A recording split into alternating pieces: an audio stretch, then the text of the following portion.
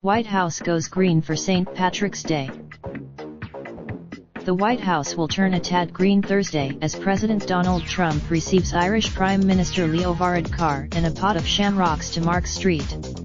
Patrick's Day. The tradition, in which U.S. presidents have been known to don green neckties, goes back to the 1950s and offers the small country special access to the U.S. presidency at least for a day. Around this time of year in 1952, then Irish Ambassador John Hearne showed up at the White House to offer President Harry Truman some shamrocks, the symbol of Ireland. It turned out Truman was on vacation, in Florida. The next year Hearne did get to see President Dwight D. Eisenhower, who met with him for 15 minutes and accepted the bright, green leafy gift to talk about relations between the two countries. The tradition has continued pretty much non-stop, helped by the fact that many U.S. presidents have had some degree of Irish blood in them. Ronald Reagan was particularly fond of the ritual. Reagan.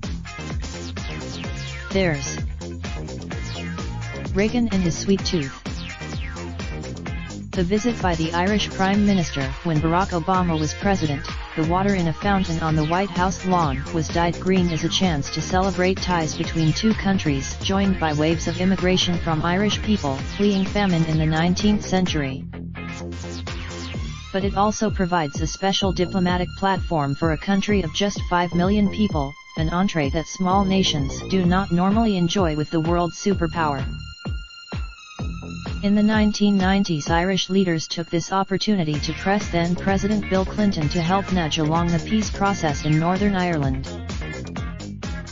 Varadkar is expected to use his time with Trump to address diplomatic issues that include Britain's messy departure from the European Union and its impact on Ireland.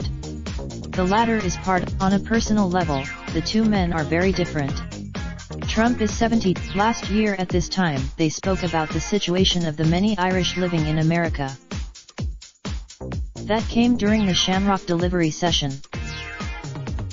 The plant is destroyed, for security reasons, said Costello. But the president can keep the thing it came in. Reagan used one such glass pot to hold the jelly beans he was so fond of, said Costello.